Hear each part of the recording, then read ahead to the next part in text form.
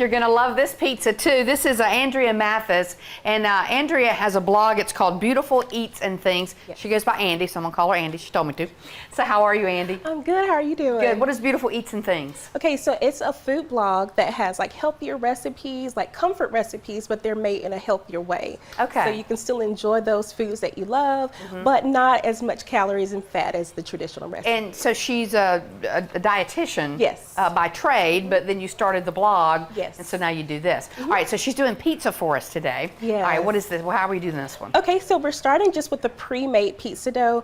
You know, if you have time, you can definitely make it from scratch, but I'm all about saving time. So this is just a pre-made dough from the store. So you buy it like this, or do you roll it out? You just roll it out. It comes in a can. Okay. Okay, and then so instead of the traditional marinara sauce, we're going to be using this fresh basil and garlic sauce. And I have it here, and it's just made with basil, garlic, and olive oil. So you use the fresh basil and just chop it up fine, looks like. And what kind of olive oil? It's just extra virgin olive oil. Extra virgin, okay. Yes, and then you just spread it onto your pizza dough as you would just like your sauce. And it just makes things a little bit lighter, but it adds a lot of flavor. You know, in just recent years, probably the last 10 years maybe, when some of the different kind of pizza places, I realized you didn't have to have the red sauce on a pizza for it to still be really, really good. Exactly, and yes, like I said, this adds so much flavor to the pizza. Okay. So after we do that, we're gonna add the mozzarella cheese. Okay. Okay, and this is about a cup, but if you're like me, like I love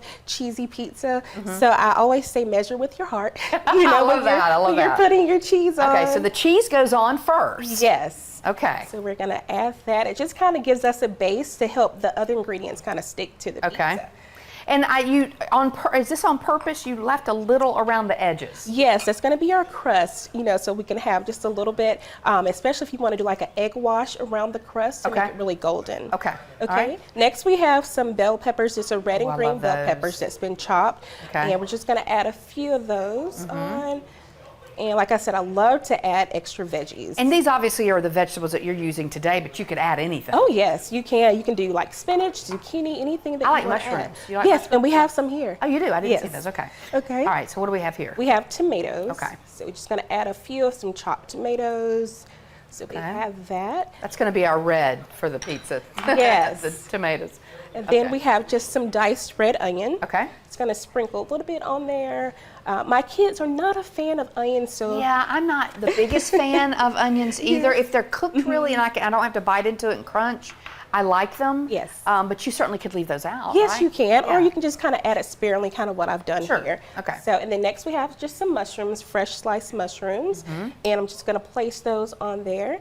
I love mushrooms, so I can kind of get carried away with adding mushrooms. And I guess depending on where you shop or what you buy, this could really be bargain dinner for the family, right? It sure can, definitely. Okay, so we have the mushrooms, and then we're going to add our pepperoni. Okay.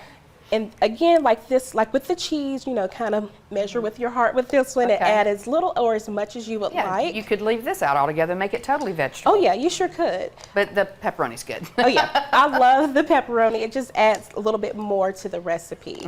And so once you have your pepperoni onto your pizza, I just like to add a little bit of salt and pepper. Okay. Just to kind of bring those flavors together. All right, well finish that up. We've got about 30 seconds. I want folks to, so she went ahead and put one in the oven. Yes. And so she brought it out. We're going to see what it looks like here. Yes. And show us what it looks like.